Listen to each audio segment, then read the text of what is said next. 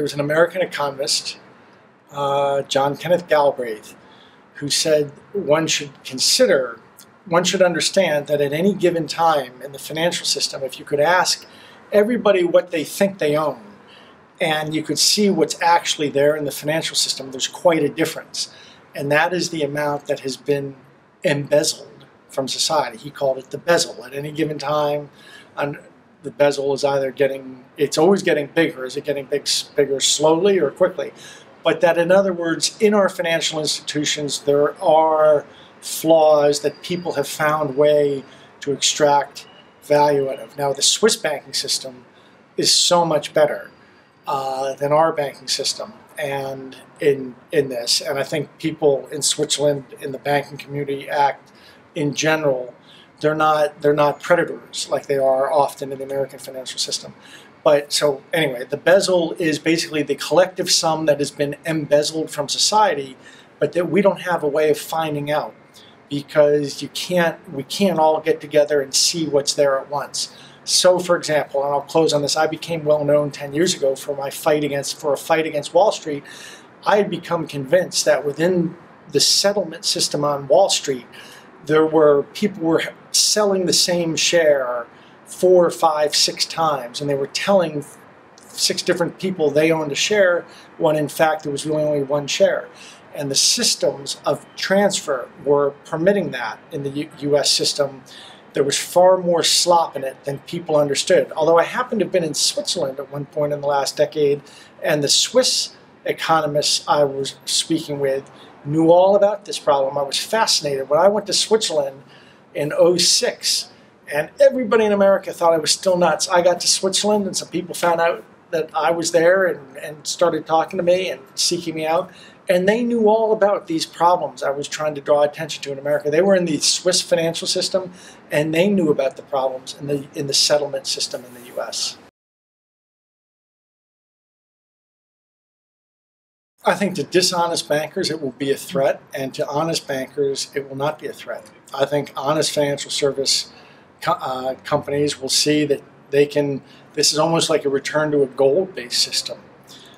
So for the honest people in the financial system, it won't be a threat. For the dishonest ones, it will be. We have an expression in America, either you're going to be part of the steamroller or part of the pavement. I would say to all the financial people out there who are wondering, is this going to happen? Is it not going to happen? Can they resist it? Either be part of the steamroller or you're going to be part of the pavement.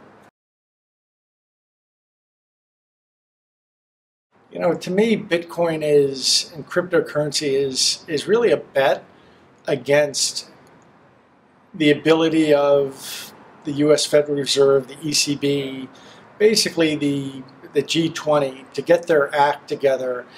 If I'm correct, and the bezel has grown and has hollowed out, I think that the bezel that has accumulated in the financial systems between the DTCC and the International Bank of Settlements and this and that, no one has any idea how big the bezel is, but I can tell you, you cannot get the information regarding unsettled trades, for example. There may be a much bigger problem in there than the general public is aware. To the extent that's the case, then someday everyone who's sticking in an earth currency, as opposed earth cash, I think of these currencies that we're used to as earth cash as opposed to space cash. Bitcoin is space cash. You can beam it across the galaxy. These currencies, what's happened in Greece and Cyprus, I think is coming to a California theater near you pretty soon. And we just have an unsustainable business model as a country in the United States. It's an unsustainable model. I think that it's probably I think Europe is finding out and is getting pulled apart by the fact that the social welfare system that was adopted here after World War II is an unsustainable business model. You can only borrow from the future for so long. And it's ripping Europe in two because there wasn't a political mechanism that went along with the Euro unification. So what that all means, though, if I'm right, and there are deep troubled times ahead, then you're going to have some global version of what happened in Cyprus. When everything Chernobyl in Cyprus a couple years ago, the Cypriot shopkeepers were going to Bitcoin ATMs and feeding their money in and getting Bitcoin. That was the first big spike in Bitcoin. Well, imagine if something like that happens on the scale of a larger company, not a larger country, not to be named, but a larger country that has that sort of a financial calamity. If what happened in Argentina in 1997 happened today, what would that do for Bitcoin? So I'm agnostic about the value of Bitcoin. I don't suggest people invest in it, but the idea that that bankers have missed the run-up, that's not the main event. The main event isn't the value. The main event is this is a robust parallel system that they should be prepared to bet on, and people are going to be prepared to bet on and switch to if the current system melts down. So if you have all the faith in the world in the current system as it exists, then sure, don't worry about Bitcoin. But if you suspect, as I do, that there are really these deep systemic problems in it, and you believe someday they're going to manifest itself, it will be better to jump on the Bitcoin train now than wait until that day. People don't have to be afraid of Bitcoin. The centralized institutions want people to act from fear.